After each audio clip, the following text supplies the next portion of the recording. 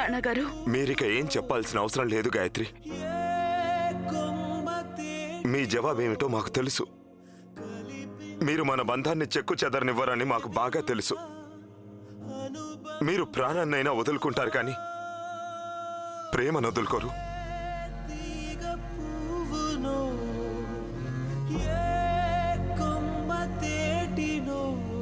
ఏం ఆలోచిస్తున్నారు గాయత్రి? రాణా గారు, ఈ కాలం అన్నది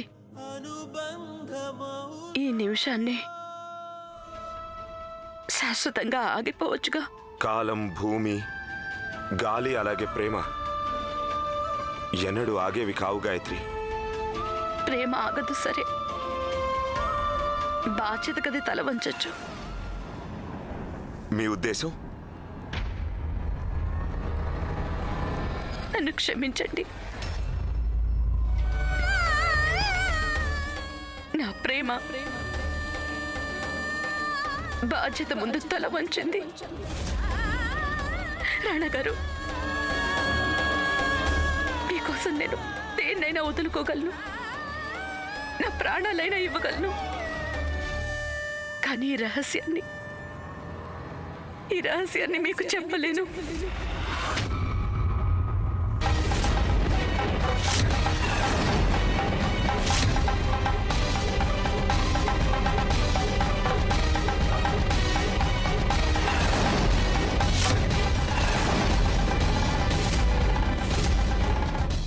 సర్దార్ గురించి అంతటి రహస్యం ఏముందని మీరు మీ భర్తని వదులుకోవడానికి సిద్ధపడ్డారు. అంతేగాని ఆ రహస్యాన్ని వదులుకోలేరా? అసలు ఏమిటంత రహస్యం ఉందని గాయత్రి?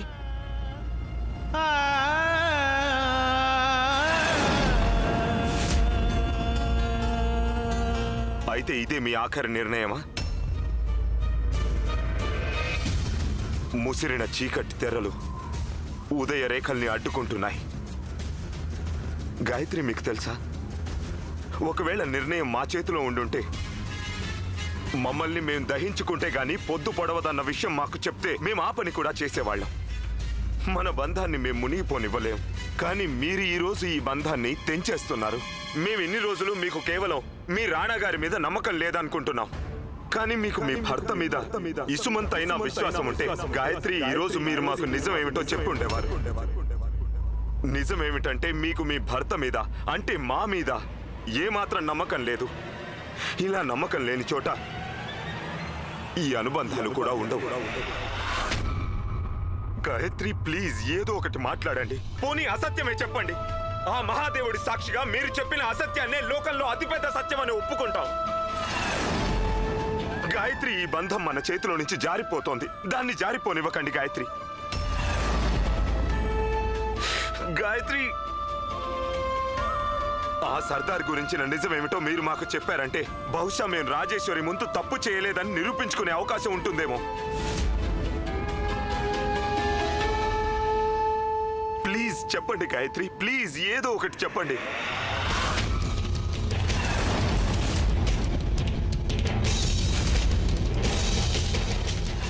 నన్ను క్షమించండి రాణా గారు. సరే, కానివ్వండి. మీ మనసులో మాకు ఎటువంటి స్థానం ఉందో మాకు బాగా అర్థమైపోయింది. మీరు మా పక్కనే ఉంటున్నప్పటికీ చాలా దూరం వెళ్ళిపోయారు గాయత్రి. అందనంత దూరం వెళ్ళారు. అయినా మేము మీరు ఎంత దూరం వెళ్ళినా ప్రేమిస్తూనే ఉంటాం. మా దురదృష్టం మీరు పక్కనే ఉన్నప్పటికీ ప్రేమించలేరు. గుర్తుంచుకోండి గాయత్రి, ఈ బంధాన్ని మీ మౌనమే తెంచేస్తోంది. మీరు తెంచుతున్నారు. ఇక ముందు ఏం జరిగినప్పటికీ దానికి బాధ్యులు మీరే అవుతారు. కేవలం మీరే.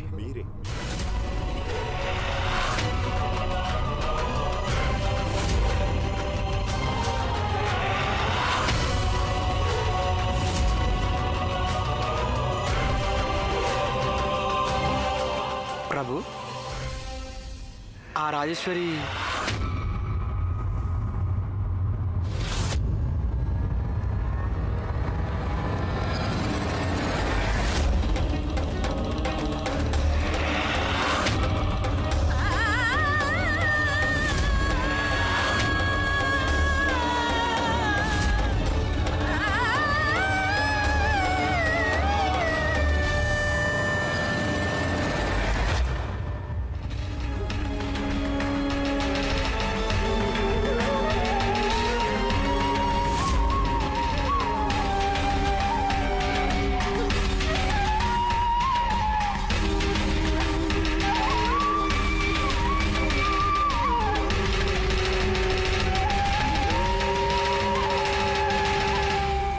రాజేశ్వరి, ఏమిటి నువ్వు చేస్తున్న పని?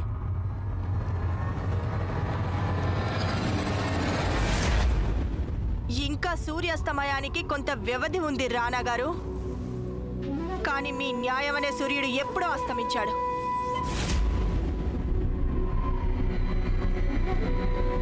మా అన్నయ్య ఎప్పుడు నాతో అనేవాడు, దీర్ఘంగా ఆలోచిస్తున్న కొద్ది నిర్ణయాలు బలహీనమవుతాయని. అలాగే మీరు దీర్ఘాలోచనలోకి వెళ్ళి నిర్ణయించుకోలేకపోతున్నారు. ఇది కనిపిస్తూనే ఉంది రానా గారు. మీరొక చేతకాని రాజు అయి ఉండొచ్చు, కానీ నేను నిజమైన క్షత్రియ కన్యనైనా.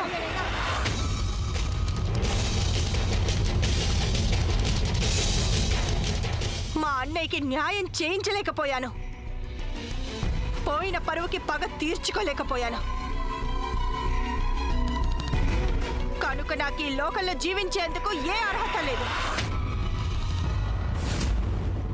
ఈ రోజు మా అన్నయ్య చితితో పాటే నా చితి కూడా రగులుతుంది.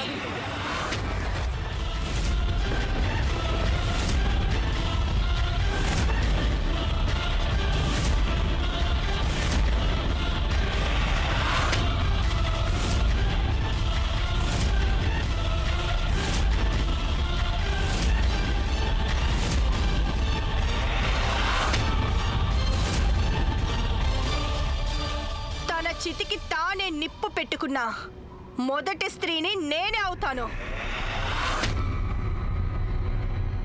లోకం దుమ్మెత్తిపోస్తుంది. ఆమీర్ కోట్ రాజుగారు ఓ స్త్రీకి న్యాయం చెయ్యలేదని,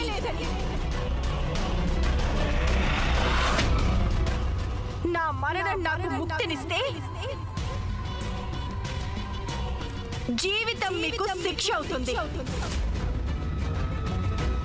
అనగనగా రాజు, అనగనగా రాజు.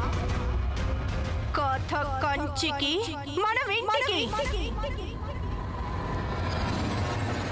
ఏంటి పిచ్చి పని రాజేశ్వరి? చితి మీద నుంచి కిందకి దిగు. లేదు రాణి గాయత్రి, ఈ చితి నుంచి నేను దిగను. ఇందులోనే కాలిపోతాను.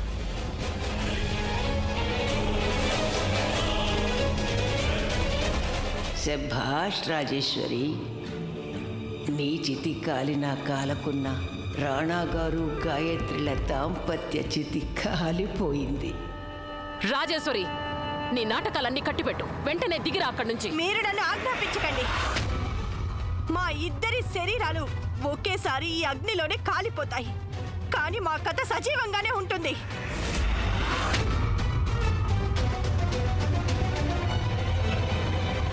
లోకమంతా వ్యాపించి మీ వంశాన్ని సర్వనాశనం చేస్తుంది.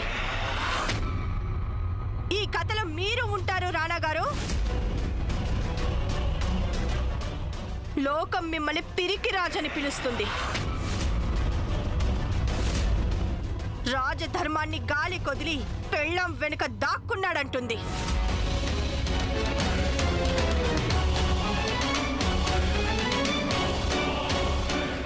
గాయత్రి, ఇప్పటికైనా మాతో చెప్పండి, ఇదంతా ఆగిపోతుంది.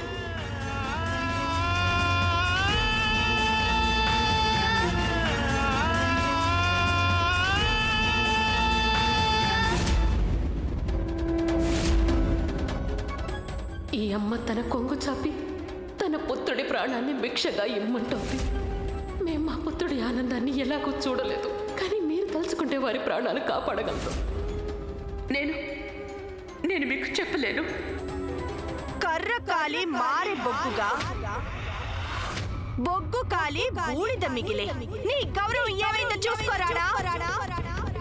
కర్ర లేదు, బూడిద లేదు. ఈ రోజు నా మనసులో ఉన్న అవమానం, నిస్సహాయతల బాధని కేవలం ఈ అగ్ని చల్లార్చగలదు. హర హర మహాదేవ.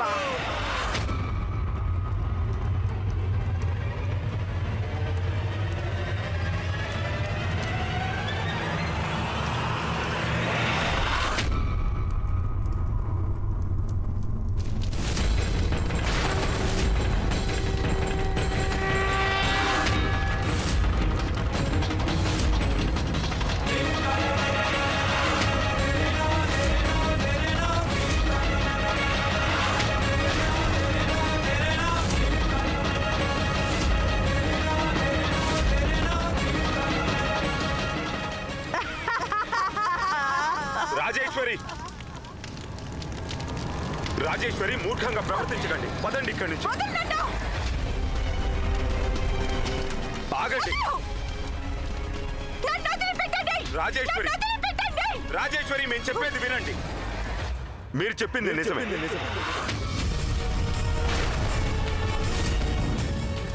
ఎలా జరిగిందో తెలియదు కానీ ఒకటి మాత్రం చెప్పగలం, మా చేతుల్లోనే మీ అన్నగారి హత్య అనే పాపం జరిగింది.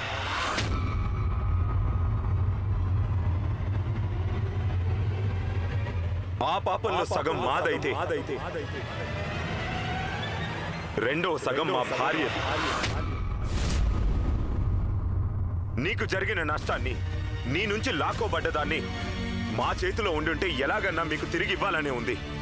కానీ మమ్మల్ని క్షమించండి రాజేశ్వరి, మేము ఆ పని చేయలేము. మేము చేసిన ఈ మహాపాపానికి మాకు ప్రాయశ్చిత్తం లేదు, మా భార్యకి లేదు. సంజాయిషి అక్కర్లేదు ఇప్పుడు. నిజంగా ఇవ్వాలని అనుకుంటే నాకు కావాల్సిందేదో అదే ఇవ్వండి.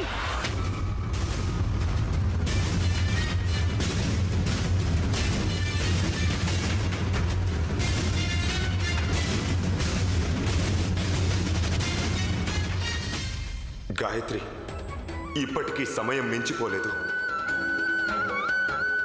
చెప్పేయండి.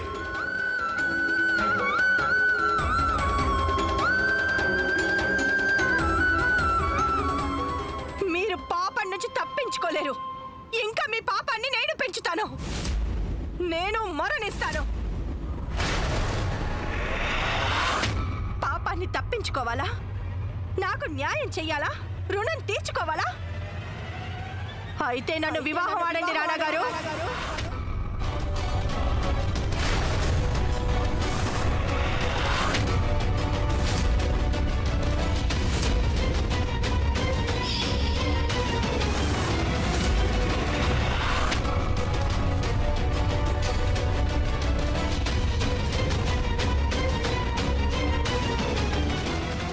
చివరిసారిగా అడుగుతున్నాం గాయత్రి, ఆ నిజమేమిటో చెప్పేయండి. నేను ఇప్పటికీ సిద్ధమే రాణా గారు. కానీ అన్నిసార్లు నేను చెప్పలేను.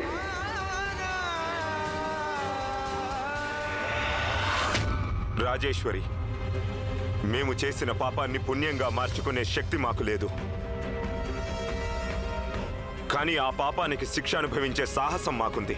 నువ్వు ఏ శిక్షనైతే మాకు రాణి గాయత్రికి విధించావో ఆ శిక్షని మేము అనుభవిస్తాం.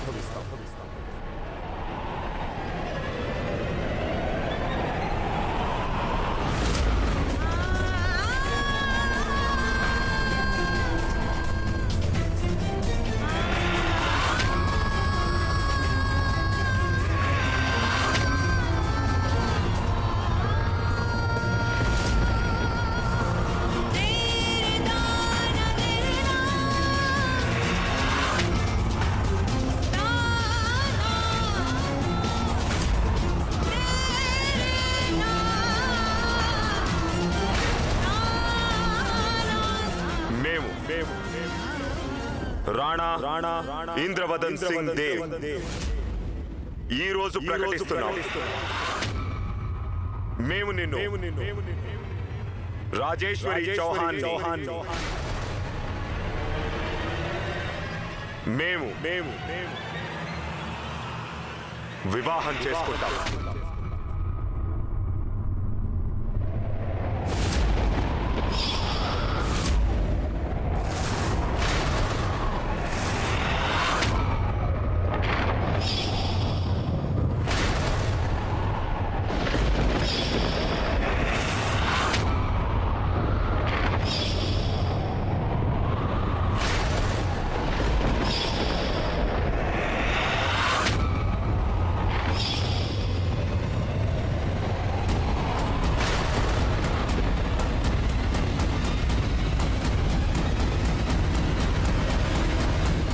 రాజేశ్వరి, సింధూరం అంటే సుమంగళి వాడిన పాత వస్త్రం అనుకుంటున్నావా? దారిన పోయే బిచ్చగత్తెకి దానమిచ్చేయడానికి?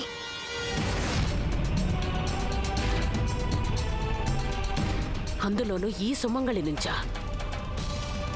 ఈమె ప్రవర్తనలో సీత వంటిది, నిష్టలో సావిత్రి వంటిది.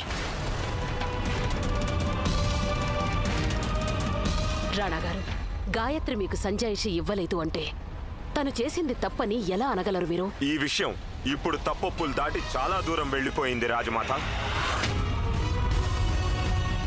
ఇప్పుడు మేము మా రాజధర్మం గురించి ఆలోచిస్తున్నాం.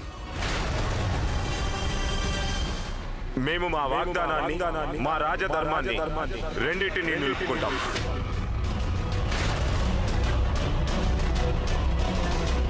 రాజేశ్వరి, మేము మీరు విధిస్తున్న శిక్షలన్నిటికీ అంగీకరిస్తున్నాం.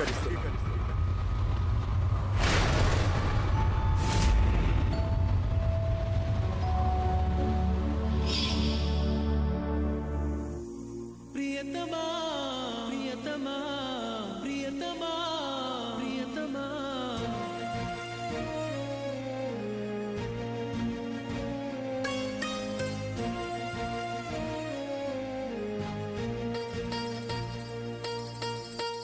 నువ్వే నా ప్రేమన్నావు, ఏమైందో కాదన్నావు, నా స్నేహం చేదయిందా నేస్తమా? Gayatri, I love you. I love you. ప్రియతమా ప్రియతమా ప్రియతమా ప్రియతమా ప్రియతమా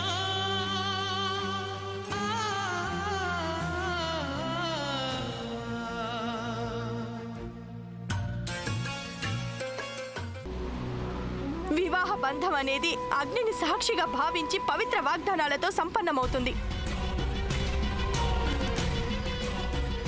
నాకు కాబోయే భర్తని నేను స్పష్టమైన కొన్ని వాగ్దానాలు కోరుతున్నాను. ఇంకేం దోచుకోవాలనుకుంటున్నావు? నేను నా భర్తని కొన్ని స్పష్టమైన వాగ్దానాలు కోరుతున్నాను, అంతే. రాణా గారు, అలా మీరు నన్ను మీ భార్యగా స్వీకరిస్తున్నానంటే ఈరోజు మీరు ఈ నిమిషాన్నే మొత్తం రాజకుటుంబం అందరి సమక్షంలో నా చెయ్యి పట్టుకొని మా అన్నయ్య చితి చుట్టూ ప్రదక్షిణ చేస్తూ అతని ఆత్మని సాక్షిగా భావించి మీరు నాకు 3 వాగ్దానాలు చెయ్యాలి.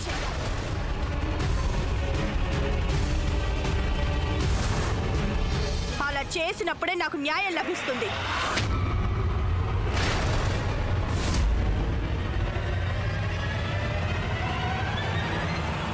చెయ్యగలరా?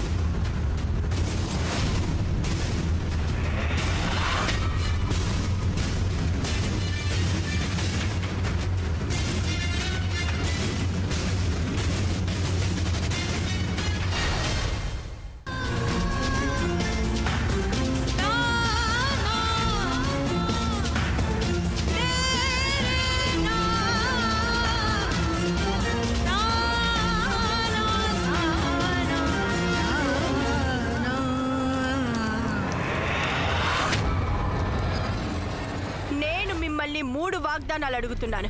వాగ్దానం చేస్తున్నప్పుడు మనం ఈ చితికి ప్రదక్షిణ చేస్తాం.